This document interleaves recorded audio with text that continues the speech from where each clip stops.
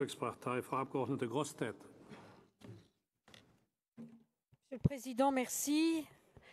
Monsieur le Président du Conseil européen, Monsieur le Président de la Commission, nous vous avons bien entendu. Effectivement, ce Conseil de printemps a été très riche en débats. Et je commencerai d'ailleurs à parler de cette union de l'énergie qui pour nous est particulièrement importante, et je retiens que les États membres ont apporté leur soutien aux 5 piliers de cette union, que sont la sécurité énergétique, l'intégration du marché intérieur, l'efficacité énergétique, la décarbonisation et bien sûr la recherche et le développement. Alors on peut s'en réjouir, car il faut accélérer le mouvement et traduire en mesures concrètes cette union de l'énergie le plus rapidement possible. Donc les États membres doivent s'investir sur cette question et ils ne doivent surtout pas être frileux face aux enjeux stratégiques auxquels nous faisons face. Permettez-moi d'insister sur certaines priorités. Tout d'abord, la sécurité énergétique qui passe avant tout par la réalisation du marché intérieur de l'énergie plus intégré. Les États membres doivent mettre en application les règles existantes avant de rajouter des règles supplémentaires. Sans coopération régionale pour la réalisation de ce marché intérieur de l'énergie, sans application ferme de la législation du 3e paquet sur le marché intérieur de l'énergie, il n'y aura pas d'union de l'énergie possible. Nous avons besoin de meilleures connexions, nous avons besoin d'une utilisation efficace des réseaux existants. Cela, c'est une condition essentielle à ce marché intérieur. Deuxièmement, l'Union européenne doit mieux gérer ses approvisionnements par une diversification réelle de ses sources d'énergie. Elle doit réduire sa dépendance énergétique, elle doit favoriser l'efficacité énergétique, notamment dans les bâtiments. Et ainsi, l'Union européenne sera plus compétitive. Troisièmement, les technologies innovantes, elles doivent être le fer de lance de l'Union européenne. Si on veut devenir le leader mondial de ces technologies liées aux énergies renouvelables, il faut saisir les opportunités dans ces secteurs. Mais pas seulement l'éolien, le solaire, mais aussi la biomasse, le stockage de l'électricité, le stockage et le captage du CO2, l'hydrogène et également le nucléaire du futur. Le soutien à la recherche et à l'innovation, c'est la condition pour la compétitivité de l'Europe. Donc, la tâche est grande. Renforcer cette compétitivité pour développer les emplois et pour permettre à nos jeunes de justement trouver ces emplois sur le continent européen. À ce titre, je salue la volonté du Conseil d'insister dans le cadre du semestre européen sur la nécessité de faire les réformes structurelles en Europe et assainir les comptes publics pour redresser la croissance qui reste malheureusement fragile et hétérogène. L'Union européenne pâtit aujourd'hui d'un manque d'investissement car les investisseurs n'ont pas assez confiance. La Commission doit donc faire appliquer le pacte de stabilité aux États membres de manière ferme. Les réformes structurelles ne se feront pas sans incitation claire au respect des règles européennes. Ces réformes sont trop timides, trop insuffisantes dans certains pays européens. Ne sous-estimons pas les conséquences terribles de cette absence de réforme de fond pour les peuples européens. La Grèce en est un exemple particulièrement douloureux.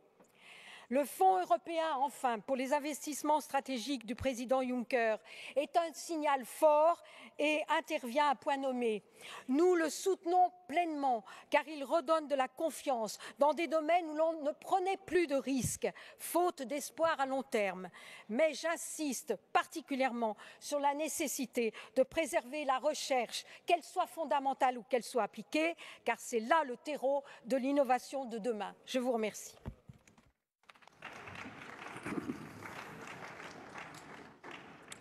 Madame Grostel, il y a une question du député Tchani. Vous l'acceptez, s'il vous plaît, Monsieur Tchani? S'il vous plaît, allez-y. Köszönöm szépen a lehetőséget, elnök úr. Képviselő asszony, ön amúgy nagyon helyesen ecsetelte az imént az Energiaunió előnyeit, illetve erősebb, fegyelmezettebb fellépést sürgetett a tagországokkal szemben. Tisztelettel kérdezem, hogy az a magyar kormány bizonyos Orbán Viktor által vezetve, akinek egyébként pártja az önök soraiban ül, épp ezekben a napokban kötöget 10 évre, 20 évre, 30 évre előre titkosított energiaszerződéseket az oroszokkal. Ez az önök számára elfogadható magatartása. Köszönöm szépen.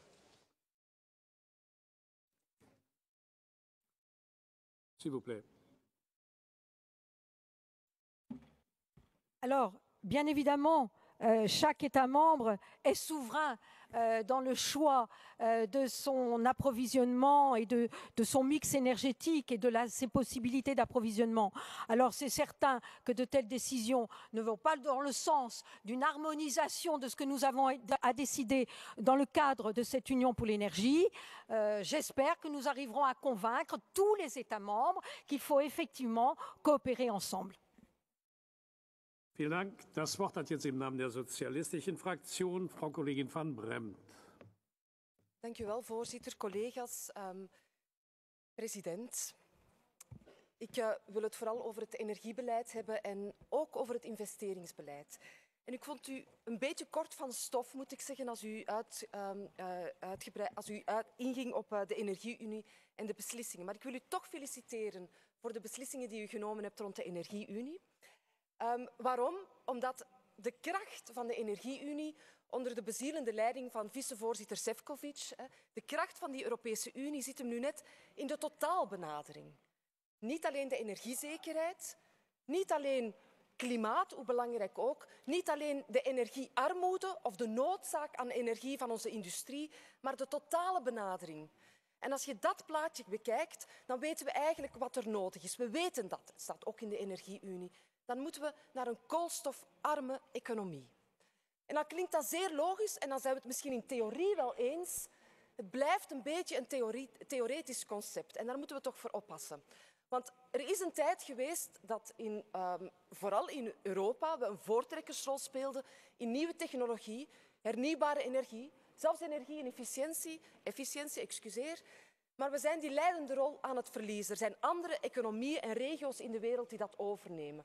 En dus moeten we inzetten op zekerheid en een totaalplaatje. Want als je kijkt, waarom doen we dat niet? Waarom investeren we niet in die energie-efficiëntie en die hernieuwbare energie?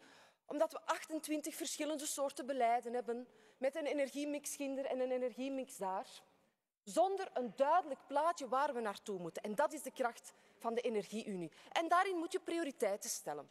En een van die prioriteiten, opnieuw duidelijk in de Energieunie aangegeven, is energie-efficiëntie. Omdat dat nu net dat plaatje volledig maakt. Het creëert jobs, het zorgt ervoor dat we onze klimaatdoelstellingen halen en het maakt van onze industrieën de meest energie-efficiënte industrieën. Maar ook daar oppassen dat het niet bij theorie blijft. En dan kom ik toch op het investeringsplan. U hebt een brede steun, en ik richt me nu tot de commissievoorzitter. U hebt een brede steun in dit parlement voor dat plan. We willen meer investeringen. En wat ons betreft is de Energieunie een van de pijlers die daaronder zit, een van de kaders die bepaalt waarin geïnvesteerd moet worden. Want daarover zijn we het eens. Maar daarom zijn we ook een beetje op ons ongemak in het Europees Parlement. En ook collega Grossetête heeft het terecht aangegeven. Een andere pijler van de Energieunie is onderzoek en ontwikkeling. Zonder onderzoek en ontwikkeling halen we dat niet. En dus is het voor ons onaanvaardbaar dat er middelen uit Horizon 2020 komt. En gaan we daar moeten zoeken naar een goed compromis. Dank u wel. Vielen Dank, Frau Kollegin. Frau van Bremt, der Herr Abgeordnete Ujazdowski wollte Ihnen eine Frage stellen. Bitte sehr, Herr Kollege. Bitte sehr.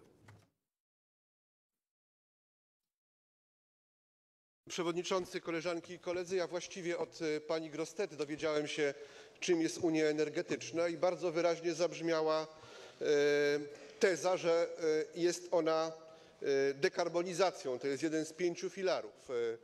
Pani poseł wzywała do myślenia całościowego i realistycznego. 9/10 gospodarki europejskiej oparte jest na węglu. Nie można uderzać w coś, co jest podstawą naszej gospodarki, a w sposób szczególny podstawą w Europie Środkowej. Chciałbym wiedzieć, jakie jest pani zdanie na ten temat. Czy dekarbonizacja w pani rozumieniu ma być dogmatycznym celem Unii Energetycznej, czy jest czymś, nad czym nadal można dyskutować? Bitte, Frau van Bremt.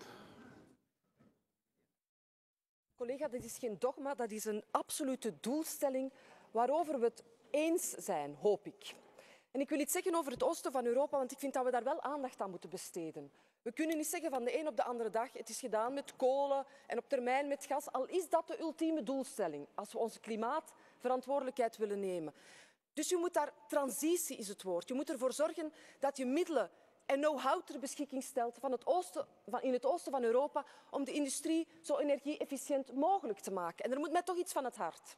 Als we kijken naar de voorstellen die zijn ingediend in de project pipeline voor het investeringsplan, dan zie je vanuit het oosten van Europa bijna geen projecten rond energie-efficiëntie. Laten we ook in het oosten van Europa van energie-efficiënte bedrijven een topprioriteit maken. Vielen Dank, Frau van Bremt. Für die ECR-Fraktion hat das Wort Herr Vorsitzender Kamal. Thank you very much, Mr. President. Now, this was supposed to be a summit to demonstrate the strength and the resolve of the EU. I'm afraid instead it demonstrated a weakness of will. And I have to say, I take no pleasure in saying that. For my group wants to see the EU encouraging cooperation in dealing with issues affecting people in the EU countries right across the EU.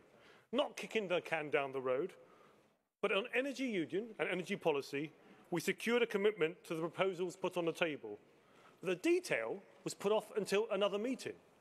We need to demonstrate, as Mrs. Grossetête said, how we're going to encourage diversification of energy sources, better interconnection and energy security, so that our countries no longer have to rely on unpleasant regimes in the Middle East or on Russia. And on Russia, we welcome the decision to give Minsk a chance. But we have been far too slow amongst us in responding to Russian propaganda. And have we forgotten Crimea? What message is the Council giving to Russia? It seems that the EU is saying to Russia, invade first, negotiate second. And this was a summit that was supposed to focus on the economy. But the most serious issue holding back our economies, the Eurozone and Greece, do not feature once in the Council conclusions. The major issue was relegated to a late-night discussion with a select few leaders. But all 28 countries have a stake in the Euro's future, so why was Greece not discussed in the Council? We were told at the time that it was because the Council President thought that the issue might be a little bit too hot. And I have to be fair, I have to understand, Mr. Tusk, that you are a servant of the Council, and therefore you are reflecting that decision of the leaders. But I also have to ask you, if Council meetings are not going to discuss the most pressing issues of the day because an issue is considered a little bit too hot, then what is the point of the Council meeting? So, Mr. Tusk, our plea to you and our plea to the leaders of these summits is show that you have the will to stand up to Russia. Show that you have the will to take the tough decisions about the euro, and show that you have the will to provide solutions. Nothing should be considered a little bit too hot for the Council table. Thank you. Kamal, Mr. Kamal, there is a question of a member of your own group to you. I don't know what happens, but Mr. Lua wants to raise a question to you. Please, Mr. Lua.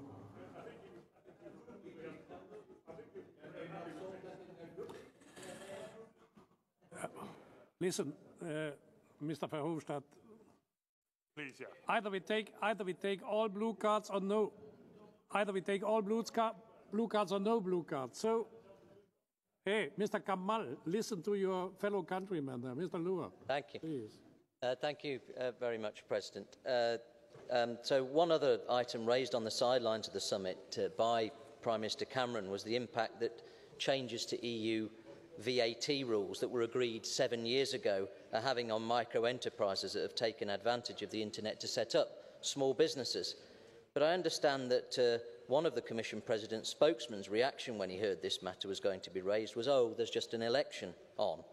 And one of his spokesmen sent you a tweet blaming the member states. So do you think that's the right attitude for the Commission to take? Or is it in conflict with their clear aim to create a digital single market? And yet when it comes to people raising concerns about obstacles, they simply blame someone else. Thank you. Yeah, Mr. Lua, this was a question to Mr. Juncker, but... yeah, but... No, wait a minute. Mr. Kamal, I don't know. It is by chance that in the UK is an election campaign going on. You know it. No, not at all. But be careful. If you answer now on behalf of the Commission, I don't know how Cameron will react. Mr. Liu, I understand, asked a very clear question about the Commission's attitude towards the concerns of many digital micro-entrepreneurs who have these EU VAT rules imposed on them. And I know Mr. Verhofstadt and his group have also shared that concern. So this is not really a party political issue. Let's be quite clear about this. I have had some very good meetings with the Commission. I mean, Mr. Timmermans and I, this is probably no secret, had dinner the other night and we discussed this issue. It clearly was a secret, Mr. Timmermans. I've now completely reduced your credibility in this Parliament. So I've ruined his career. Mr. Juncker, do not have dinner with me. That'll be the end of your career as well. But I have to say, breakfast. I have to say, despite the constructive meetings I've had with various people in the Commission, I have to say I was a little bit disappointed by what I thought considered cheap and shoddy tweets from members of Mr. Juncker's team and also someone calling themselves a press officer for EU better regulation. This morning, there was a cross-party breakfast with MEPs from a number of different groups sitting down with these entrepreneurs, and they were disappointed with the tweets coming out of the Commission. Okay. My plea to you, Mr. Juncker, is please talk to those people. Mr. Kamal, leave a very poor impression on the Commission. Thank you. Thank you. Meine lieben Kolleginnen und Kollegen, die Blue Card ist ein Element zur Belebung unserer Debatte. Ich stelle aber in zunehmendem Maße fest, dass die Blue Card von Fraktionen benutzt wird, um die Redezeiten der Fraktionen zu verlängern. Dazu ist sie nicht eingeführt worden. Deshalb machen wir das jetzt so. Blue Cards aus gleichen Fraktionen werde ich jetzt nicht mehr zulassen. Und was wir heute hier alles über Herrn Timmermans erfahren, der wächst während der Rede von Herrn Juncker. Das haben wir nicht gewusst bis dato. Und dass er abends mit Herrn Kamal essen geht, haben wir jetzt auch erfahren. Also, Herr Timmermans, nehmen Sie sich in Acht. Wir haben jetzt auf der Rednerliste den heute zu mir so besonders freundlichen Kollegen Herrn Verhofstadt im Namen der ALDE-Fraktion. Bitte sehr, Herr Verhofstadt. Kamal, I'm a pro-European group. I was never invited in a dinner by Mr. A dinner. It was a lunch. No, there's a difference, Mr. Timmermans. So next time, it's you who are paying the dinner with the liberal group. But let me say, Mr. Kamal, you are right on the VAT, the value-added tax on small companies who have apps on internet. It's ridiculous that we are now starting with this VAT system, and at least what we could do is to exclude the small businesses from that. And I know that Mr. Ansip, who is responsible for the digital agenda, his idea is to put it on the agenda of the college in the next days when you're discussing, I think, the digital agenda. That said, Mr. Tusk, I deplore fully that you have organized a meeting on Greece in a limited format. What is this? What type of union is this? Greece is a question of all the countries of the European Union and at least all the countries of the Eurozone. And it is not allowed to have separate meetings, limited meetings of a number of countries about it. I think that it is not acceptable at all. It is against the interest of the Union and against the interest of the Eurozone to do that. And I know there is always pressure. I got the same thing. I remember that, and certainly Jean-Claude also in Ghent. You remember that, Jean-Claude? That the big countries wanted a meeting. France, I think that was Germany and Britain, about Afghanistan. That was after 9/11. And they did a separate meeting. And they asked me, I was president of the council, to have a separate room. And I have found it the most dirty room in Ghent to give them to have their meeting. And the meeting only lasted 5 minutes. It was so dark in that room that they came out after 5 minutes and that they met the whole meeting of the whole European Council. So I deplore, don't do that. This is a bad signal to everybody. That said, I have a number of questions. Very short. What has been decided on Greece? Because we don't know. What have been decided on Greece? When are they coming with their package of structural reforms? Because that is the starting point of every exercise on Greece. And then, secondly, what is the decision on Russia? We need a proactive, we got already the debate on this, a proactive line. Have the sanctions been deepened if Russia and if Mr. Putin is going further, and have also a positive package have been decided. I mean a positive package for young people, young students, researchers. We need to liberalize to make it easier for them to have visa to our countries. And then on the energy union. Well, an energy union, and I think Mr. Van Brent is totally right, that needs decisions on interconnection, that needs a leading role for the Commission. And so if we have not a decision by the Member State to give a leading role to the Commission, to lead the negotiations about energy agreements, to lead the decisions about interconnections investments, we don't have a real energy union. And then finally, I'm very disappointed that you didn't take a decision on roaming charges, that you continue with this bad decision. In digital, we are still living in the 20th century and not in the 21st century in Europe. Thank you.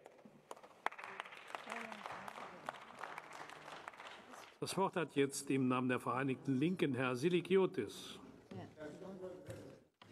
Εμείς πρέπει να πω, κύριε, και δεν χρειαζόμαστε ούτε δείπνα ούτε γεύματα για να μεταφέρουμε τις απόψεις μας, τις μεταφέρουμε εδώ εν πλήρη διαφάνεια, όπως μεταφέρουμε τις απόψεις μας για την Επιτροπή και στις Επιτροπές του Κοινοβουλίου. Σε ό,τι αφορά την Ευρωπαϊκή Ένωση, κύριοι συνάδελφοι, στα συμπεράσματα του Συμβουλίου υπήρχε μια σημαντική αναφορά για την ανάγκη διασφάλισης της κυριαρχίας και των κυριαρχικών δικαιωμάτων των κρατών μελών για την εξερεύνηση και ανάπτυξη των φυσικών πόρων. Δεν γίνεται όμως καμία προσπάθεια για να πιεστεί η Τουρκία να σταματήσει τις παράνομες ενέργειες και την παρενόχληση της Κυπριακής Δημοκρατίας στην άσκηση των κυριαρχικών της δικαιωμάτων για εξερεύνηση και εκμετάλλευση των φυσικών της πόρων, όπως εμποδίζει έτσι βεβαίως και την επανένταξη των διακοινωτικών συνομιλιών για λύση του Κυπριακού. Δεν υπάρχει καμία πίεση απέναντι στην Τουρκία να υλοποιήσει τις συμβατικές της υποχρεώσεις, πέραν του γεγονότος ότι η Τουρκία έτσι επηρεάζει συνολικά την ενεργειακή ανάπτυξη της περιοχής, αλλά και για την ενεργειακή ασφάλεια της Ευρωπαϊκής Ένωσης. Στα συμπεράσματα του Συμβουλίου, επίσης, αναφέρεται η σημασία αξιοποίησης των εχώριων πηγών ενέργειας. Εν τούτης παραβλέπεται ο ρόλος που μπορεί να διαδραματίσουν τα κοιτάσματα φυσικού αερίου της Κύπρου αλλά και της ευρύτερης περιοχής της Ανατολικής Μεσογείου. Η ίδια παράληψη εντοπίζεται τόσο στην ανακοίνωση της Κομισιόν για την Ενεργειακή Ένωση όσο και στην ανακοίνωση για την ενεργειακή ασφάλεια. Τώρα, σε ό,τι αφορά τα θέματα της οικονομίας, οι αποφάσεις του Ευρωπαϊκού Συμβουλίου επιβεβαίωσαν επίσης τη συνέχιση των νεοφιλελεύθερων πολιτικών λιτότητας που οδήγησαν στη σημερινή κρίση. Δεν αρκεί, κύριε Τούσκ, να βελτιώνονται οι δείχτες της οικονομίας την ώρα που οι λαοί βυθίζονται όλο ένα και περισσότερο στη φτώχεια, την ανεργία και την εξαθλίωση.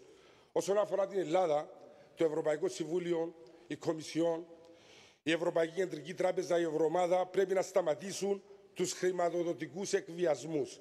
Η ελληνική κυβέρνηση διεκδικεί για τη χώρα και τον λαό της τον τερματισμό των καταστροφικών πολιτικών που έχουν επιβάλει η Τρόικα και τα μνημόνια. Αφήστε την ελληνική κυβέρνηση να υλοποιήσει το πρόγραμμα της για αντιμετώπιση της ανθρωπιστικής κρίσης και ουσιαστική στήριξη του ελληνικού λαού. Στηρίξτε τις προσπάθειες της ελληνικής κυβέρνησης και αφήστε την να υλοποιήσει τις μεταρρυθμίσεις που δεν έκαναν προηγούμενες κυβερνήσεις. Και αναφέρομαι σε μεταρρυθμίσεις που μπορούν να δώσουν όθηση στην πραγματική οικονομία, αλλά και να αντιμετωπίσουν τα σοβαρά προβλήματα φοροδιαφυγής και διαφθοράς. Γιατί τελικά έχει επιβεβαιωθεί στην πράξη ότι η έξοδος από το μνημόνιο δεν σημαίνει απαλλαγή από τις πολιτικές σκληρής λιτότητας. Πέρα από την Ελλάδα και την Κύπρο, οι οποίες βρίσκονται σε καθιστές μνημονίου, σε χώρες όπως η Ιρλανδία, η Ισπανία, η Πορτογαλία, που υποτίθεται πως έχουν εξέρθει από τα μνημόνια, συνεχίζονται οι ίδιες πολιτικές της λιτότητας, συνεχίζονται οι ιδιωτικοποιήσεις, οι εκποίησεις κατοικιών, το ξύλωμα του κοινωνικού κράτους, η αύξηση της ανεργίας και η φτωχοποίηση των λαών.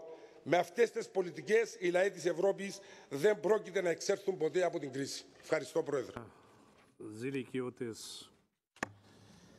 Wir haben eben eine Blue Card übersehen.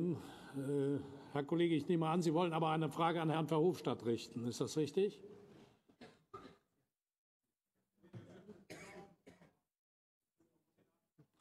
No. No. Non, non, non, attendez, non, non, non, un moment. C'était le collègue en haut. Non, prenez un autre micro. Ah oui, ça marche. Oui, Monsieur le Président, d'abord... Monsieur le député, un moment. Oui. On n'avait pas vu tout de suite votre blue card, mais Merci. je présume que c'était pour M. Verhofstadt ou pour M. Silikiotis. Monsieur le Président, c'était pour vous. Pour moi? Oui. Ah, mais ça c'est pas prévu, les blue cards pour moi. En fait, Monsieur le Président, je n'ai aucune question à poser, si ce n'est à vous poser une question à vous. Monsieur le Président... Dans ces cas-là, il faut que vous preniez Non, alors c'est une que motion vous demandez la parole pour le règlement. Monsieur le On Président, peut le j'ai faire une tout de motion suite d'ordre. après. Le blue card est à M. Arnaud. Non. S'il vous plaît. Non, Monsieur le Président, j'ai une motion d'ordre. Après. D'abord, je vous remercie d'être présent parce que d'habitude, vous n'êtes pas là. Après le blue card pour M. Arnaud. Monsieur le Président... Non, attendez, Monsieur le député. Asseyez-vous. On va vous passer la parole tout de suite après le blue card de M. Arnaud. Et réfléchissez sur quel article vous basez votre question. Mr. Arnold, please.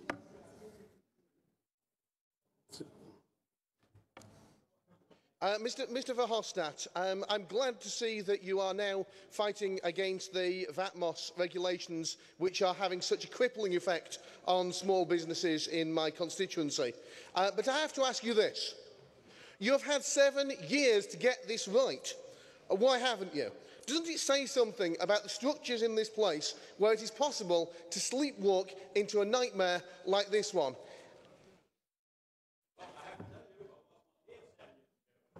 First point. And second point, the most important is that it is the intention of the college, that is what I have understand, to give an exception to all small and medium companies who are active with apps on the internet. And that's the good way forward. And that's also the reason why I said to Mr. Tusk, you have to review this bad decision about roaming charges because that's also affecting that same digital union. So let's not spill time to the bad decisions of the past. What is for me important is that the Commission is now back on the right track on this. Okay.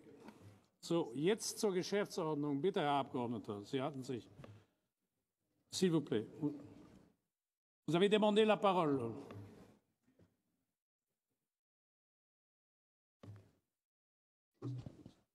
Non, Monsieur le Président, j'attendrai plus tard dans le débat. Merci. Okay, das Wort hat jetzt für die grüne Fraktion Frau Harms. Bitte sehr. Aussprache über den Gipfel in der letzten Woche. Gut, das habe ich verstanden. Ich finde es ganz gut, dass in einer solchen Aussprache mal gelacht wird und wir vielleicht das Ganze ein bisschen distanzierter betrachten, was da zustande gebracht worden ist und was da nicht zustande gebracht worden ist. Und Herr Juncker hat völlig recht, ich gehörte zu denjenigen, die sehr enttäuscht gewesen sind. Am wenigsten vielleicht von dem, was außerhalb der Tagesordnung stattgefunden hat, am wenigsten enttäuscht von der Einladung an einige besondere Streithähne in der Frage Griechenland, weil mein Eindruck war, dass dieser kleine Nebengipfel absolut erforderlich war, um die Spannungen, die entstanden waren, unter Kontrolle zu bekommen und um auf dem Weg für die Griechenlandhilfe wegzukommen von einem fast unausweichlich erscheinenden Grexident. Ja, das war das Wort, das rund um diesen Gipfel Konjunktur hatte, das möglicherweise, ohne dass das wirklich beabsichtigt ist,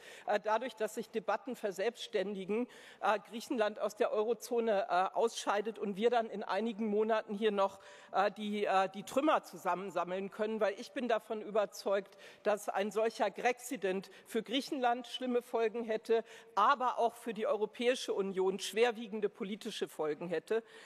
Ich habe manchmal den Eindruck bei den Gipfeln, die ich beobachte seit einigen Jahren, dass solange wir diese grundsätzlichen Probleme des Euros und der Eurokrise nicht lösen können, andere große, mutige Entscheidungen für die Europäische Union regelrecht verbaut sind, dadurch, dass sich dieses Laboriere an der Eurokrise, dass sich das auf alles drauflegt. Und da komme ich dann auch zu der Energieunion, Herr Juncker. Ja, ich gehörte zu denjenigen, die begeistert begeistert reagiert haben auf das, was Herr Tusk vorgeschlagen hatte. Ich finde, dass man tatsächlich, wenn man die Energieunion richtig macht, dass man dann nicht nur besseren, optimalen Klimaschutz liefern kann, dass man Innovation in großen Industriebereichen hinkriegen kann, dass man Sicherheit, Versorgungssicherheit, aber auch Sicherheit gegenüber Russland und anderen Ländern, von denen wir abhängig sind, schaffen kann. Aber man muss es auch richtig machen. Wenn man wieder in den Mittelpunkt stellt den alten Energiemix, dann können wir das als Zukunftsprojekt vergessen. In England soll ein Atomkraftwerk gebaut werden, dank europäischer Großzügigkeit bei Subventionen.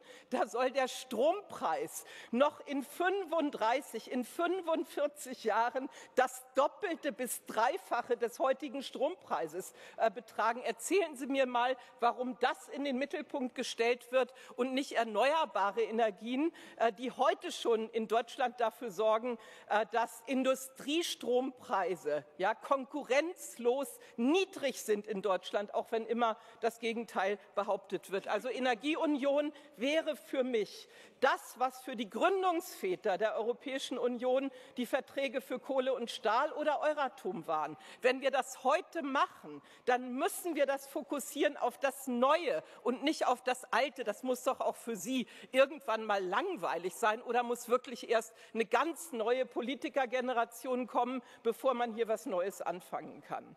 Letzte Enttäuschung auch gegenüber Herrn Tusk. Ich finde es schade, dass das Sanktionsregime gegenüber Russland nicht verbindlich geknüpft worden ist an Umsetzung von Minsk. Das ist auf den nächsten Gipfel vertagt worden. Das ist ein schwacher Punkt der EU gegenüber Russland. Ich danke für Ihre Aufmerksamkeit. Jetzt haben wir eine Blue Card des Abgeordneten Lucke.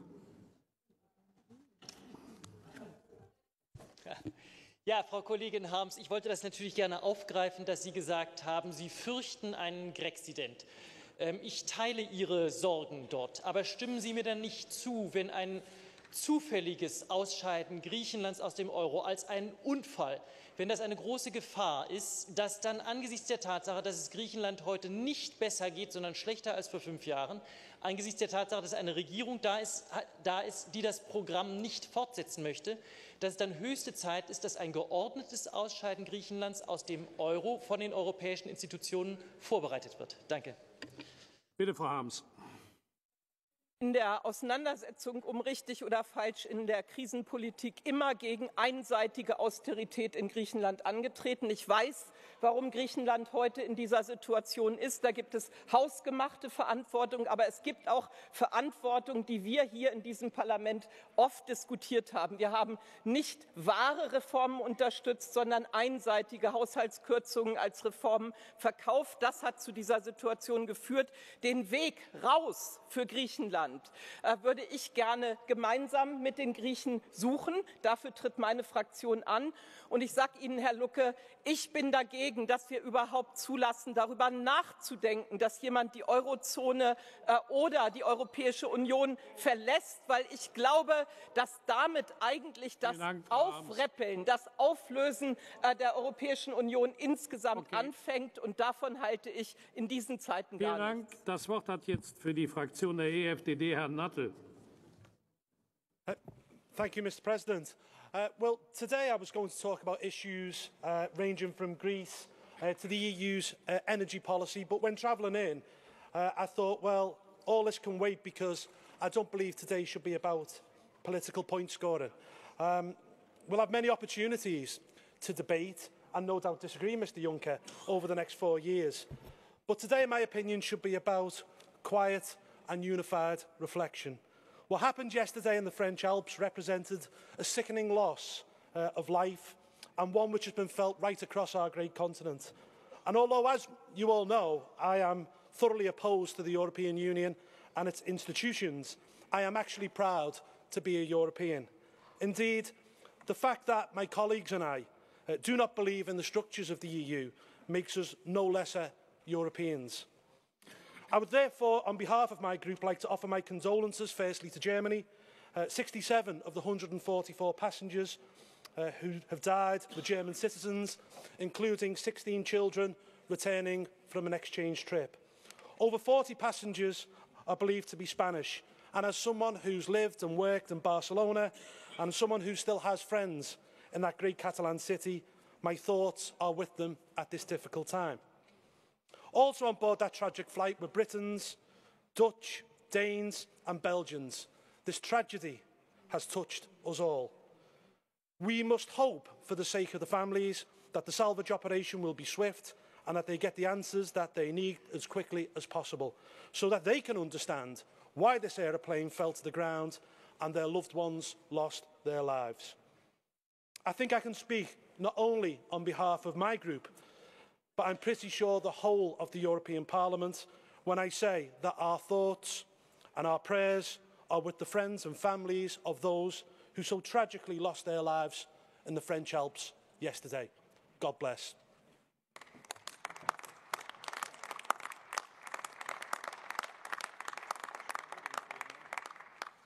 Das Wort hat jetzt der fraktionslose Abgeordnete Wilimski.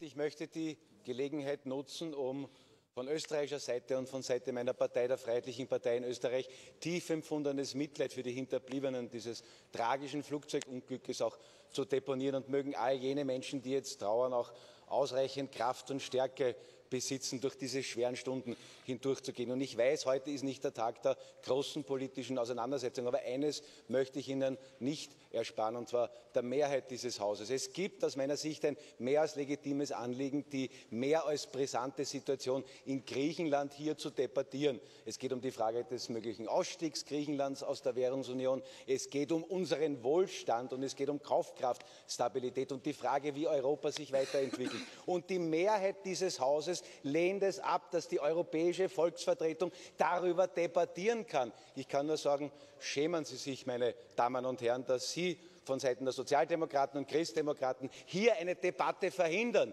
Und wundern Sie sich auch nicht, wenn bei der nächsten europäischen Wahl die Wahlbeteiligung, die jetzt schon in manchen Staaten unter 15% liegt, noch weiter zurückgeht durch die Politikverdrossenheit, die Sie mit diesem Verhalten hier bewusst erzeugen und generieren. Danke sehr. Das Wort hat für die EVP-Fraktion jetzt Frau Gardini. Grazie Presidente. Io noto con soddisfazione che il Consiglio riconosce che la crisi in Libia richiede la piena attenzione dell'Unione Europea, che non può limitarsi al ruolo di osservatore. Io credo che siamo stati troppo a lungo latitanti e contraddittori e mi auguro davvero che il Mediterraneo torni ad essere centrale nell'azione di questa nostra Unione. Però vorrei soffermarmi oggi sul capitolo crescita e occupazione, in particolare sul FACE. Le linee guida sono condivisibili, ma vorrei approfittare anche della presenza del Presidente Juncker per sottoporre a lui quella che ritengo una cosa imprescindibile, ossia io sono convinta che sia necessario assicurare all'interno del Comitato degli investimenti la presenza di esperti settoriali con conoscenza specifica sulla situazione dei mercati geografici di intervento. Questa presenza è fondamentale, signor Presidente, per permettere proprio al suo piano di intervenire nei settori dove i benefici per il mercato europeo sono maggiori nel breve e nel lungo periodo, assicurando allo stesso tempo il raggiungimento di obiettivi di coesione dell'economia europea. Quello che voglio dire è che il Comitato per gli investimenti deve operare nel senso di promuovere la coesione economica europea a livello sociale e territoriale, pur rispettando la scelta di non allocare geograficamente le risorse. Noi raggiungeremo gli obiettivi di sviluppo e crescita solo se le nostre scelte, se le scelte che saranno operate, saranno in grado di ridurre gli squilibri tra le diverse regioni dell'Unione. Guai a noi se quello che andiamo a fare andassero invece ad aumentare gli squilibri tra le regioni. Quindi lascio alla sua attenzione questo punto. Grazie. Grazie. La parola all'onorevole Guerrero per 2 minuti, prego.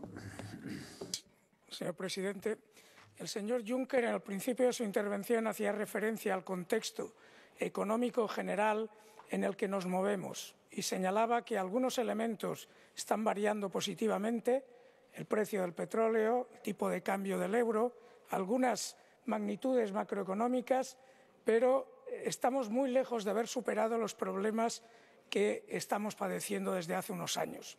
En lo que se refiere al crecimiento, el año actual vamos a crecer un poco más del 1%. Eso es como la tercera parte de Estados Unidos. Y ese crecimiento viene después de 2 años de crecimiento cero o de recesión. En lo que se refiere al desempleo, duplicamos la tasa de desempleo de Estados Unidos y tenemos un desempleo de larga duración muy importante y no conseguimos reducir el desempleo juvenil. La inversión está un 20% por debajo de lo que existía antes de la crisis y tenemos todavía un crecimiento de las divergencias dentro de la Unión Europea, lo que pone en riesgo la cohesión social y pone en riesgo también la convergencia. Frente a esta situación, la Comisión está respondiendo. La Comisión ha presentado el programa de inversión, el plan de inversión, ha presentado una propuesta de flexibilidad de las reglas del programa de estabilidad y crecimiento, ha presentado también una propuesta de política sobre transparencia fiscal y hoy mismo ha hecho referencia a la necesidad de que utilicemos las nuevas posibilidades del petróleo y del tipo de cambio. Sin embargo, el Consejo no está respondiendo con la misma intensidad. Y creo que mientras reconocemos que hay una línea de actuación frente a la crisis en manos de la Comisión, sigue siendo tímida, si no un poco autista, la posición del Consejo respecto de estos problemas. Por tanto, yo le pido al Consejo que adopte el mismo compromiso, la misma intensidad que al menos está mostrando la Comisión. Permítame terminar, señor Sassoli, señalando que, para mi desgracia, yo no he podido crecer como el señor Timmermans desde que se presentó la Comisión en el principio del mes de julio. Desgraciadamente mi estatura sigue siendo equivalente. Grazie. Richiamo tutti al rispetto dei tempi, è inutile dirlo anche perché siamo un po' in ritardo rispetto alla votazione delle ore 19. Ho il piacere di salutare, sono qui con noi oggi gli ufficiali dei Carabinieri della Scuola di Perfezionamento del 21 corso dell'Arma dei Carabinieri di Roma. Vi ringrazio della vostra presenza. La parola all'onorevole Fotyga per 2 minuti. Prego. Dziękuję, panowie przewodniczący. Ja również łączę się w żałobie z rodzinami ofiar zamachu w Muzeum Bardo w Tunezji i katastrofy samolotu Germanwings we Francji i z narodami, do których te ofiary należały. Na temat Unii energetycznej. Zapisy w konkluzjach Rady rzeczywiście mogłabym uznać za pierwsze kroki prowadzące do Unii energetycznej, gdyby nie dość wyraźny opis wskazujący na kierunki rozwoju. I tak po kolei. Dekarbonizacja. Ten dogmat z punktu widzenia Polski jest nieakceptowalny. W instytutach naukowych świata opracowywane są technologie czystego węgla. Łatwo jest zlikwidować całą gałąź przemysłu. Znacznie trudniej odbudować taką gałąź i dobrobyt ludzi, którzy od pokoleń z nią byli związani. Druga sprawa. Zarówno dekarbonizacja, jak i regionalne podejście do tworzenia wspólnego rynku energii dla mojego regionu Europy Środkowej i Wschodniej stanowią śmiertelne zagrożenie i prawdę powiedziawszy znacznie mniejszą ochronę, jeśli chodzi o bezpieczeństwo energetyczne, niż obecna sytuacja prawna w Unii Europejskiej. Podobnie ma się rzecz z poufnością umów. Chcę przypomnieć, że to poprzedniemu komisarzowi Oettingerowi zawdzięczamy lepszą sytuację Polski w relacjach energetycznych z Federacją Rosyjską niż jednemu z poprzednich polskich rządów. A teraz przechodzę do swoich tematów. Zgadzam się z konkluzjami dotyczącymi Tunezji i Libii. Sądzę, że to jest właściwy kierunek podejścia zarówno Rady, jak i Komisji. Jeśli chodzi o Rosję i Ukrainę, reżim sankcyjny powinien być wyraźnie związany nie z kontrolą nad granicą wschodnią, ale powinien być związany z odzyskaniem przez Ukrainę kontroli nad swoim terytorium, włączając w to Krym. Chcę przypomnieć, że od września, czyli od Mińska I, po luty Mińsk II sytuacja tak naprawdę w tym zakresie się pogorszyła i powinniśmy myśleć o tym, jak zwiększać sankcje, a nie zmniejszać je. Dziękuję. Era 2 minuti e 40, è un'enormità. Grazie. Onorevole Jakovic, c'ha una carte blu per... Ok. Onorevole Fetiga, il y a une question pour vous.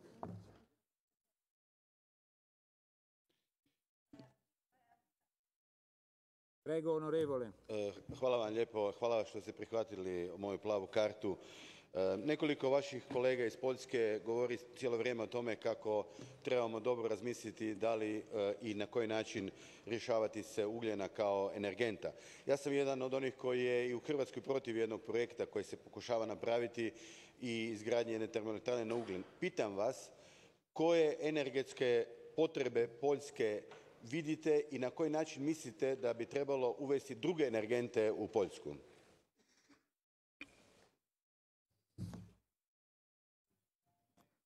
Onorevole Fetiga, può rispondere.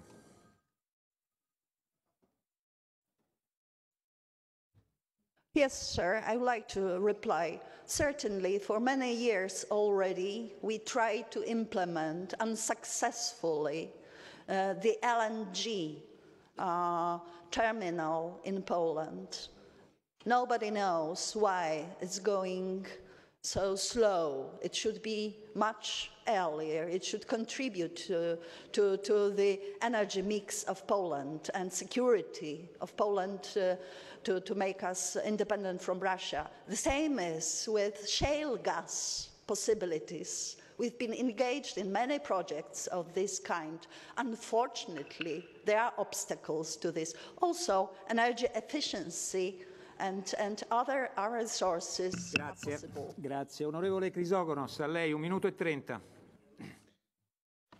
Ο πρόεδρος του Ευρωπαϊκού Συμβουλίου μας μίλησε για την ανάγκη διαρθρωτικών μεταρρυθμίσεων προκειμένου να επανέλθει η ανάπτυξη στην Ένωση. Κανείς δεν αρνείται την ανάγκη μεταρρυθμίσεων. Το κρίσιμο ερώτημα όμως είναι για τι είδους μεταρρυθμίσεις πρόκειται. Η απορρίθμιση της αγοράς εργασίας, ώστε η εργασία να παραδοθεί ανοργάνωτη και άοπλη στο κεφάλαιο, δεν οδηγεί στην ανάπτυξη, αλλά στην ύφεση. Η ισοπαίδωση των κοινωνικών δικαιωμάτων και η βίαιη πτωχοποίηση των οικονομικά ασθενέστερων δεν είναι βήμα προόδου, αλλά βήμα αντίδρασης και οπισθοδρόμησης. Η κρίσιμη, η απαραίτητη διαρθρωτική μεταρρύθμιση είναι η καταπολέμηση της φοροδιαφυγής και της διαφθοράς και μάλιστα ιδίως της μεγάλης κλίμακας φοροδιαφυγής και διαφθοράς που εκπορεύεται από τις πολυεθνικές μεγάλες επιχειρήσεις. Σε αυτά πρέπει να επικεντρωθεί η προσοχή μας και αυτά πρέπει να καταπολεμήσει η πολιτική της Ευρωπαϊκής Ένωσης. Όσο για την Ελλάδα ειδικότερα, πρέπει να γίνει αντιληπτό ότι οι πολιτικές της Τρόικας ήταν σε μεγάλο βαθμό τοξικές, οδήγησαν σε ανθρωπιστική κρίση και πρέπει να διορθωθούν, όπως αποφάνθηκε ο ελληνικός λαός στις εκλογές του Ιανουαρίου.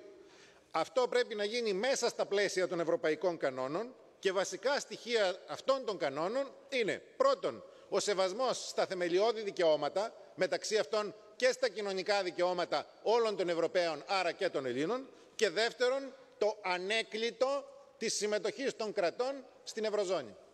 Ευχαριστώ.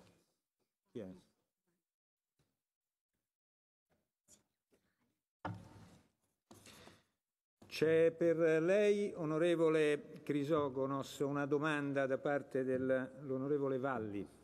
Prego.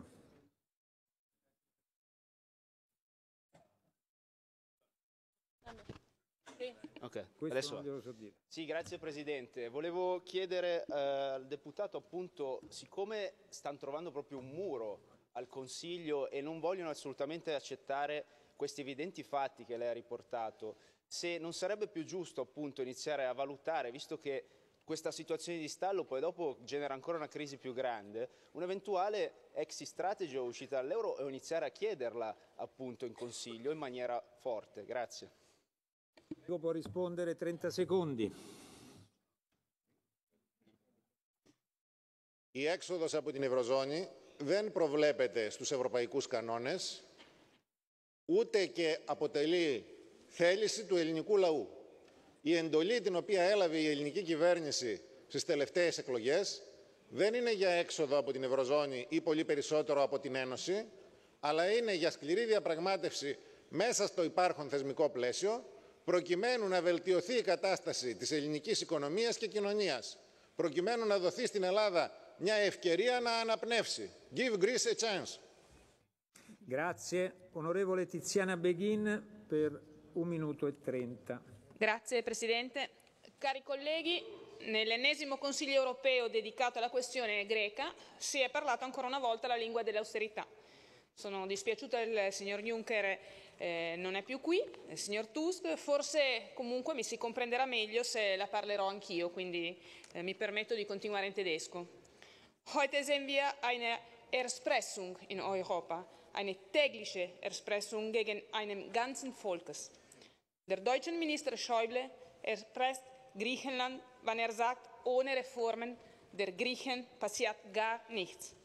Der Eurogruppe-Präsident Dijsselbloem bedroht eine mögliche Kapitalverkehrskontrolle wie in Zypern. Und die EZB bedroht die griechische Regierung mit einer quantitativen Lockerung, die die Banken auf Kosten der Wirtschaft erleichtert. Griechenland hat über seine Verhältnisse gelebt. Das ist wahr. Aber Deutschland hat sicherlich unter seine Verhältnisse gelebt.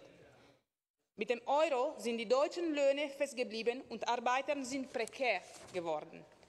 Alles dies, um ein verrücktes Export zu fördern, statt die innere Frage zu verstärken. Natürlich will ein Deutscher keinen Cent für einen Griechen verlieren, gerade in Zeiten, in denen das deutsche Volk den Gürtel enger schnallen muss.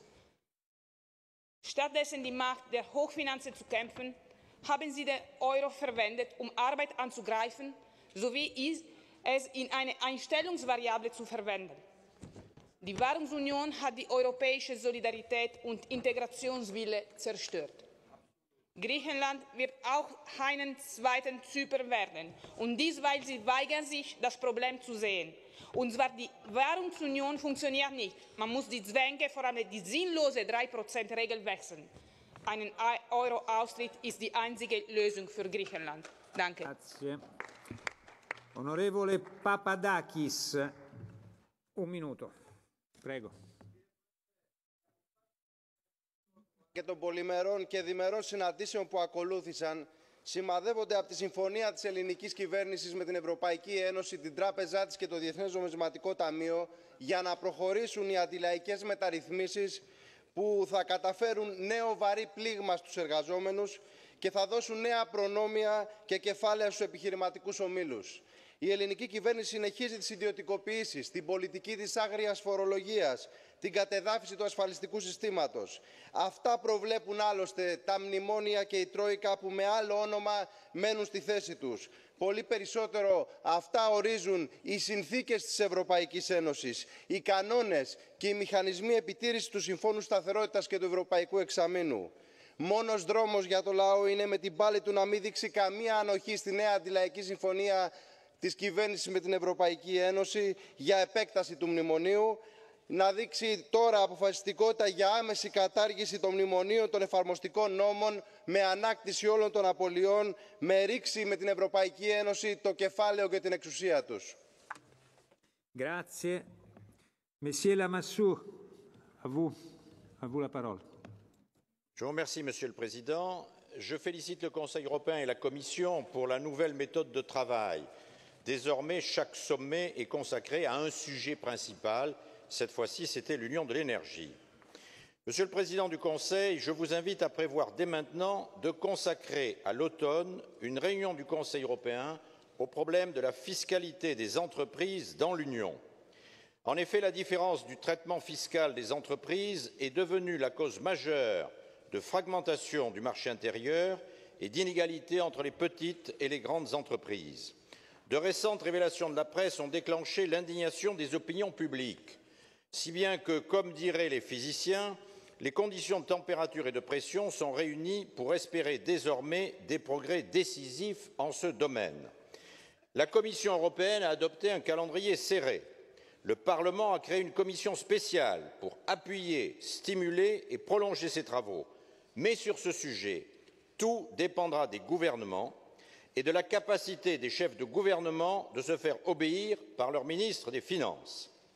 En 1992, de grands dirigeants ont imposé la disparition des monnaies nationales à des ministres des Finances et à des gouverneurs de banques centrales qui n'en voulaient à aucun prix. C'est une décision aussi importante et aussi courageuse que le Conseil européen sera invité à prendre, Monsieur le Président, sous votre présidence. Je vous remercie. Merci, Monsieur Lamassoure. Elisa Ferreira, prego, 2 minutos. Muito obrigada, Sr. Presidente. Gostaria de apoiar a proposta que acabou de ser feita pelo Sr. Lamassoure e hoje não falarei da Grécia. Prefiro abordar a questão da energia, esperando que o espírito europeu e o bom senso imperem na resolução do problema grego. A energia é uma questão central para a União Europeia e ainda bem que a abordaram. Segundo os dados da Comissão Europeia, 53% dessa energia é importada, o que equivale a um gasto anual de 400 mil milhões de euros. Ainda, o preço da energia na União Europeia é 40% mais cara do que nos Estados Unidos. Portugal, assim como muitos outros países do Sul, acreditaram na sinceridade da agenda alternativa, da agenda europeia que coloca as energias solar, eólica, hídrica, das marés no centro das suas opções e investiram fortemente para poderem adquirir vantagens competitivas nessa área.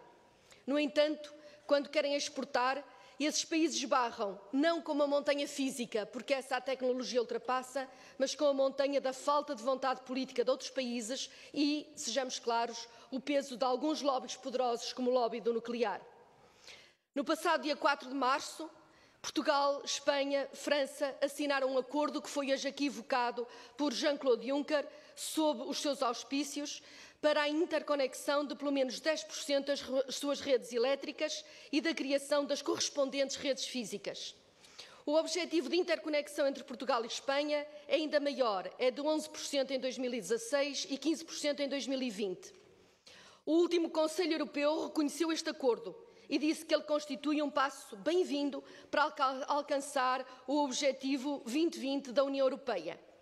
O problema é que este objetivo de 10% tem sido inúmeras vezes reafirmado pelos líderes europeus nos últimos anos, com grandes efeitos de anúncio e nenhumas consequências práticas. É por isso que espero que a Comissão Europeia e o Conselho de Ministros sejam agora tão exigentes no cumprimento deste acordo como têm sido com outros bem menos justos e bem menos importantes, e que os novos instrumentos de apoio ao investimento os considerem como prioritários para, afinal, as promessas darem origem à ação concreta. Os europeus precisam disto. Muito obrigada. Onorevole Ferreira, c'è una domanda per lei. Prego, l'onorevole Scott Cato. Thank you very much. You drew attention to the importance of interconnectors between countries in providing connections for renewable energy to transfer across the Union. But when I'm out visiting small renewable energy producers, what they're much more concerned about is upgrading to the grid so that they can put the energy they produce back into the grid network. Do you think that's also an important part of what we need to provide in the Energy Union? Grazie. Prego, onorevole Ferreira. É um problema obviamente fundamental, é um problema que está razoavelmente resolvido já no meu país e neste momento aquilo que sobressai é a dúvida se os investimentos que foram feitos podem de facto dar origem a uma mudança da combinação energética europeia ou se têm de ficar limitados ao país onde são produzidos, onde de facto há capacidade de sobreprodução e dificuldade de armazenamento. Portanto, é essa a questão que neste momento se coloca, é de facto tirar partido das vantagens competitivas que nós temos. Muito obrigada. Grazie. Onorevole Trebesius, prego, un minuto. Die Griechenland-Rettung war beim Europäischen Rat wieder einmal das Hauptthema. An allen vereinbarten Strukturen der Europäischen Union vorbei hat sich eine informelle Gruppe gebildet mit Frau Merkel und Herrn Tusk, Hollande, Juncker, Draghi und Dijsselbloem, die in dieser Zusammensetzung wichtige Entscheidungen über die Köpfe der anderen hinweg getroffen haben. Sie haben eine neue Griechenlandhilfe bewilligt, die angeblich aus ungenutzten Mitteln der europäischen Strukturfonds kommen. Die Kommission hat auch sogar für Horizon 2020 Mittel für die europäische Grundlagenforschung für das EFSI-Programm plündern müssen. Woher bekommen Sie nun plötzlich 2 Milliarden? Ich bitte dringend um Aufklärung. Das ist immerhin keine Kleinigkeit. Und wie immer werden die Probleme nur in die Zukunft verschoben, ob von Herrn Juncker, Herrn Draghi oder den anderen Rettungseuropäern, die es mit den Gesetzen nicht so genau nehmen. Das Kernproblem ist und bleibt der Euro. Der griechischen Tragödie zweiter Teil schreibt ein norddeutsches Lokalblatt. Ansonsten muss aber ernstlich die Angelegenheit im Auge behalten werden, sonst ist alles Geld, was Griechenland erhalten hat, total verloren. Dieses Zitat ist 118 Jahre alt. Schon damals hat man Griechenland Geld geliehen. Wir sollten endlich aus der Geschichte lernen. Grazie. Onorevole Masuronis, un minuto, prego. The last European Council took many important decisions for Lithuania, other states of the European Union, with regard to the Energy Union, Juncker's Fund, and our eastern partners. The energy union, and especially the connections of the energy islands to the internal energy market, is the guarantee of our energy security. We must make every effort that project of President Juncker, the European Fund for Strategic Investment, overcomes all the obstacles. In view of the Eastern Partnership Summit in Riga, we should send a strong signal to all our Eastern partners that we will continue to support their commitment to the fundamental freedoms and values. And at least we shall never recognize and forget the illegal annexations of Crimea and give all possible political, economical and military support to Ukraine. We must remain united. Thank you. Grazie. Onorevole Sinadinos, un minuto, prego. Ευχαριστώ κύριε Πρόεδρε. Θεοτό και Παρθένε χαίρε και χαριτωμένη Μαρία ο κύριος Μετασού. Με την ευκαιρία της διπλής εορτής των εισοδίων της Θεοτόκου και της επαναστάσεως των Ελλήνων κατά των Τούρκων το 1921, εύχομαι σε όλους απαντοχώ Έλληνες χρόνια πολλά. Τα αποτελέσματα της Ευρωομάδας για την Ελλάδα της 20ης Μαρτίου είναι ότι οι ηγέτες της Ευρωζώνης συμφωνούν με αυτά που ήδη συμφώνησαν την 20η Φεβρουαρίου. Δυστυχώς ο ελληνικός λαός δεν γνωρίζει περί των συμφωνηθέντων. Ας μιλήσουμε όμως τη γλώσσα της αλήθειας. Το μνημόνιο ακόμα είναι εδώ, με επιπλέον μέτρα, μεταρρυθμίσεις και μονομερείς δεσμεύσεις και περαιτέρω αφέμαξη των Ελλήνων. Απλά άλλαξε το γλωσσικό περιτύλιγμα της συμφωνίας. Ειλικρινά, χωρίς μείωση της χρηματοδότησης των διαρθρωτικών ταμείων, χωρίς μείωση των επιτοκίων της δανειακής διευκόλυνσης, δεν προβλέπεται οικονομική ανάκαμψη και δημιουργία θέσεων εργασίας. Για το θέμα δε της Ουκρανίας, ας λάβουμε υπόψη τη θέληση του ουκρανικού λαού, είτε με ελεύθερες εκλογές είτε με δημοψήφισμα, και τα αποτελέσματα να χρησιμοποιηθούν για τη διαμόρφωση της κοινής εξωτερικής πολιτικής Ευρωπαϊκής Ενώσεως. Με ανακοινώσεις και πολιτικές αφορισμού της Ρωσίας, ουσιαστικά δυναμητίζουμε τη συμφωνία του Μίνσκ, αλλά και κάθε προσπάθεια ειρηνικής διευθέτησης του προβλήματος. Ευχαριστώ. Grazie. C'era una carta blu? No, non ci sono carte blu. Allora andiamo avanti. Onorevole González Pons, per 1 minuto e 30, prego. Señor presidente, quiero en primer lugar sumarme en nombre de la delegación española del Partido Popular a quienes han manifestado su solidaridad con las víctimas del accidente aéreo producido ayer en los Alpes.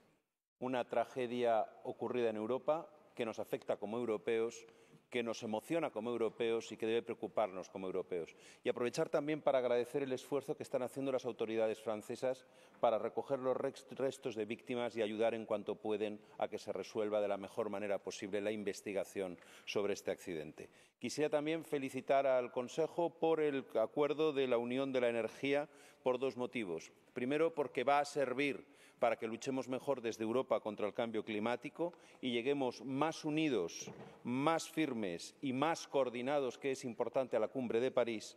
Y segundo, porque va a ayudar a las interconexiones energéticas, que no solo permite que las islas energéticas dejen de serlo, sino que a través, por lo menos, de la península ibérica pueda llegar el gas del norte de África al resto de Europa. Por otro lado, celebro también que se haya tratado la revisión de la política de vecindad y que en ella se tenga en cuenta el peligro que supone el establecimiento del terrorismo en el norte de África, en particular en Túnez y en Libia. Y solicito que en la próxima cumbre que se va a celebrar sobre vecindad sur en Barcelona el 13 de abril se les envíe un mensaje claro a los terroristas. Europa va a ser un muro infranqueable para il terror e para la intolleranza. Grazie. Onorevole Nica, per un minuto, prego. Uniunea energetică trebuie să aibă ca element central o piață internă a energiei, eficientă și funcțională, care să asigure creștere economică și locuri de muncă, prețuri accesibile și competitive pentru consumatorii individuali și pentru consumatorii industriali, precum și protejarea consumatorilor vulnerabili. Consider că au fost făcuți pași importanți de către Consiliu pentru integrarea eficienței energetice între cele 5 dimensiuni. Însă ceea ce lipsește cu adevărat în abordarea Consiliului este problema sărăciei energetice. Comisia dorește eliminarea prețurilor reglementate, dar această măsură, în absența unor acțiuni imediate și concrete de sprijinire a celor afectați de sărăcia energetică, este vorba de 50 de milioane de persoane, ar putea genera o situație dezastruoasă. Având în vedere că vorbim de crearea unei piețe comune a energiei, aș dori să întreb dacă nu se are în vedere și crearea unui dispecerat pentru energie, indispensabil din punctul meu de vedere pentru reala funcționare a unei piețe unice energetice în Uniunea Europeană. Și în ultimul rând, salut faptul că toate propunerile de creare a Uniunii Energetice au ca obiectiv major scăderea prețului la energie și toate aceste măsuri le vom susține. Vă mulțumesc. Grazie. Onorevole Balzo. Un minuto.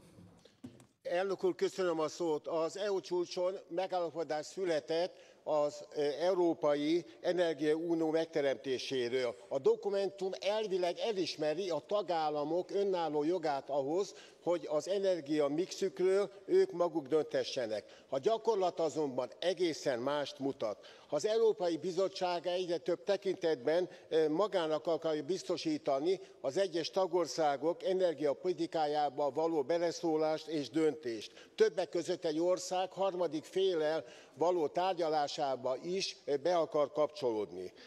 Az EP elnöke már is kijelentette, hogy az energiaunióval kapcsolatban a közösségi intézményeknek kell a meghatározó szerep legyen, vagyis a tagállamok helyett központi döntések szülessenek. Világossá kell tenni azonban, hogy az energiauniónak nem központi direktívák útján kell megvalósulnia, hanem a tagállamok szuverenitását figyelembe vevő együttműködésben. Köszönöm szépen. Grazie. Onorevole Saryusz-Wolski per 1 minuto e 30, prego. Molto grazie, Presidente. Let me pick up a few issues of the conclusions, and this time it will be on the half-full glass rather than half-empty. First, I want to commend the biological father of the Energy Union, President Tusk, and the legal father, absent now, Mr. Juncker, for the Energy Union chapter. It is a newly born baby. It needs care, but it's good that we started on that road looking towards the master plan for energy union for our prosperity and security. Key in the agreement, in this part of the conclusions is the word transparency. It's obviously about gas contracts. We do need to reinforce European Commission competence. Imagine President Juncker sitting vis-à-vis President Putin, Putin knowing everything about our gas contracts and Juncker knowing nothing. It is grotesque. Do we want to refuse to put our side on an equal footing with our partners and sometimes opponents? Russia sees our cards and we do not. The European Commission has the right to know what Moscow knows about our gas contracts. Energy independence is also important, and as rarely stressed, the question of sovereignty of our choices in foreign affairs. And we see dangerous cracks there where the principle of solidarity of the member states is being under threat. I want also to commend the European Commission and President Tusk for staying on course on Russia sanctions. It is not the final legal decision, but it's important that it's clearly linked to the complete implementation of the Minsk agreements, not just ceasefire. Thank you. Grazie. Onorevole Mattias Grote. A lei la parola per 1 minuto e 30. Herr Präsident, erstmal muss man sagen, es ist gut, dass sich der Rat damit beschäftigt hat, mit der Energieunion, weil ich bin fest davon überzeugt, dass es ein Projekt ist, was Europa nach vorne bringen kann, wo wir auch den Menschen aufzeigen können, dass eine Europäische Union mit 520 Millionen Einwohnern ein gemeinsames Projekt haben kann, das wir für Fortschritt organisieren, für Wohlstand eintreten. Denn die Welt hat sich geändert in den letzten Jahren. Wir sind über 7 Milliarden Menschen auf diesem Globus. Und wenn wir Energiesicherheit generieren wollen, aber auch Klimaschutz betreiben wollen und dass wir untereinander eine sichere Energieversorgung haben, aber die muss auch nachhaltig sein, dann geht das nur, wenn man sie zusammen anpackt. Und darum sollten wir schauen, was vereint uns eigentlich bei diesem Projekt. Und ich finde es sehr begrüßenswert, dass die Kommission diese Initiative unternommen hat. Viele Dinge bei der Energieunion, da können wir Sozialdemokraten übereinstimmen, weil es nämlich fast deckungsgleich ist mit dem Papier, was wir auf den Weg gebracht haben. Wo es an der einen oder anderen Stelle noch fehlt, das ist beim Thema Innovationen.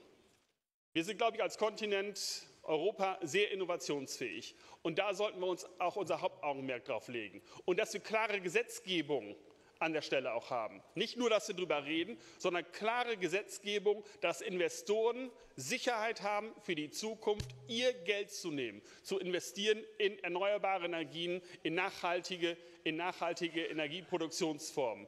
Denn eins ist sicher, jeden Euro, den wir jetzt ausgeben, der wird für 30, 40, 50 Jahre gebunden sein. Und darum müssen wir sehr wohl überlegen, welche Weichen gestellt werden für Innovation, für eine nachhaltige Energieversorgung und für eine nachhaltige Zukunft aller 520 Millionen Europäerinnen und Europäer. Grazie, onorevole Vălean. A lei la parola per 1 minuto e 30. Grazie. Thank you, Chair, President of the Council, President of the Commission. I salute the strong commitment for the energy union reflected by the Council conclusions, prioritizing the implementation of the third package, accelerating build-up of the PCIs. These are good signs of decisive action to counter current risk of supply for the union. What lags behind, in my opinion, is changing the way our consumers access and perceive energy. Security and solidarity, once reached, must be followed immediately by functioning markets. Otherwise, we will keep our citizens tied to the paradigm of energy as fixed price, public service instead of a commodity. That is why I support accelerating the development of flexible regional markets for gas, which replace bilateral agreements and long-term oil-indexed contracts. Regional cooperation must be streamlined towards aggregating liquidity and building trading hubs. Structured dialogue between national governments, regulatory authorities, and TSOs should be facilitated continuously by the Commission and the ICER, and deadlines should be set. Once we succeeded in interconnecting pipelines and grids, we must succeed in interconnecting demand and supply for citizens and companies alike. Thank you. C'è una domanda, mi scusi, onorevole Vălean, da parte dell'onorevole Zorrinho. Zorrinho. Estou também de acordo com a importância da União Energética e, como disse, as interligações vão ajudar muito a termos uma energia com maior qualidade, mais segurança e os mercados poderem funcionar. Mas para isso tem que funcionar como um sistema. E um sistema é sempre limitado pelo elo mais fraco. Não acha que falta, nesta decisão sobre a União Energética, ações concretas que terão que ser aplicadas se algum país não cooperar com esta estratégia? Muito obrigado. Prego. Prego, onorevole Vălean. Well, as I said, I salute the fact that we are going to accelerate the implementation of the third package. I think the vision is right, an interconnected continent with multiple entry points, and if we add to this the market hubs, then I think this is a good solution for everyone. Grazie. La parola, ultimo intervento, all'onorevole Assis. 2 minuti. Muito obrigado, Sr. Presidente. Eu queria referir-me àquilo que foram as discussões e as decisões tomadas neste Conselho no âmbito da política externa e da política de vizinhança. Queria começar por referir a importância das decisões que foram tomadas em relação à questão ucraniana. o contributo que a União Europeia quer continuar a dar para a edificação de um verdadeiro Estado democrático na Ucrânia e, por outro lado, as decisões que foram tomadas em matéria de manutenção das sanções à Rússia, sem perder de vista a necessidade de manter também um diálogo ativo com a Rússia, dado que temos que ter sempre em perspectiva a necessidade de uma parceria estratégica com esse nosso vizinho. Salientar também as decisões que foram tomadas em relação à Líbia e o apelo a que se constituísse rapidamente um governo de unidade nacional naquele país, bem como todas as considerações que foram formuladas em relação ao Próximo e ao Médio Oriente, nomeadamente no âmbito do combate ao terrorismo. E desse ponto de vista, e nesse âmbito, queria aqui salientar a importância de reforçar a cooperação da União Europeia com a Tunísia. A Tunísia é hoje um lugar de fronteira entre a civilização e a barbárie. Não é um local de choque de civilizações, de uma suposta civilização ocidental face a uma suposta civilização muçulmana. Não é isso que se trata. É verdadeiramente um confronto entre valores civilizacionais de expressão universal e uma barbárie que, em nome do islamismo, se tem vindo a impor naquela região. Foi na Turquia que começou a Primavera Árabe e a Turquia tem sido o grande exemplo, único, infelizmente, até à atualidade, de um sucesso nesse processo de democratização de uma sociedade árabe. O que se passou na última semana na Turquia, que já aqui foi devidamente condenado e lamentado, deve levar-nos a ter a noção de que nós devemos reforçar a cooperação com a Tunísia. O atual presidente tunisino, ainda hoje, numa entrevista a um jornal francês, dizia que, apesar de todas as declarações retóricas, muitos países não têm ainda fornecido à Tunísia o apoio com que se tinham comprometido. E a União Europeia tem responsabilidades especiais e deve voltar-se nesse sentido. Quero, por último, fazer ainda uma referência àquilo que considero muito importante, as decisões que foram tomadas em matéria de política de migrações, criando condições para garantir o melhor acolhimento daqueles que procuram as terras europeias. Muito obrigado. Grazie, però per lei, onorevole Assis, c'è una domanda da parte dell'onorevole Rubig. Prego. E poi purtroppo dobbiamo chiudere con la... Ja, recht herzlichen Dank, Herr Präsident. Mich würde vom Kollegen Assis interessieren, nachdem ja der digitale Binnenmarkt in der aktuellen Verhandlung steht, ob er auch der Meinung ist, dass wir für die Bürgerinnen und Bürger Europas endlich die Roaming-Zuschläge beim internationalen Roaming abschaffen können. Ich glaube, das wäre für uns alle sehr wichtig, dass mit 2015 die Roaming-Zuschläge für unsere Konsumenten und Konsumenten wegfahren. Viele unserer Bürger, über 140 Millionen Bürger, reisen jedes Jahr. Sind Sie dafür, dass heuer die Roaming-Zuschläge noch abgeschafft werden? Grazie, prego, onorevole Assis. Eu estou inteiramente de acordo com essa preocupação. Evidentemente que isso poderá dar um contributo para a concretização e a afirmação do projeto europeu. A Europa também se avança no processo europeu, materializando essas ambições e expectativas do comum dos cidadãos. E é evidente que a manutenção das taxas de roaming prejudicam, num aspecto muito concreto, o avanço do espírito europeu. E por isso o que lhe posso dizer, evidentemente, é que comungo inteiramente das suas preocupações e também eu faço um apelo aos governos europeus para que seja possível avançar o mais depressa possível no sentido de garantir aquilo que preconizou. Muito obrigado.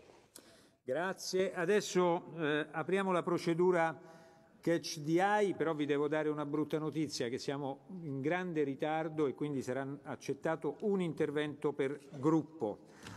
Onorevole Ferreira, prego. Muito obrigado, Presidente.